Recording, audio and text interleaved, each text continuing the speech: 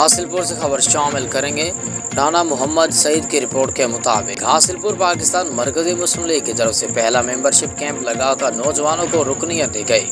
نائب صدر پاکستان مرکزی مسلم لیگ شعبہ خدمت خلق کے chairman Muhammad Sarwar Chaudhry, general secretary Pakistan مرکزی مسلم لیگ بہاولپور رانا سیف اللہ نے ریبن کاٹ کر باقاعدہ طور پر رکنیت سازی مہم کا افتتاح کیا۔ اپنے خیالات کا اظہار کرتے ہوئے کہا کہ نوجوانوں کو پوری ایمانداری، نیک نیتی اور جذبہ ایمان کے ساتھ ممبرشپ حاصل کر کے ملک کے لیے کام کرنا ہوگا۔ موجودہ دور میں اسٹیل مل خسارے میں ہے اور ان کے اپنے پرائیویٹ مل منافع میں ہیں۔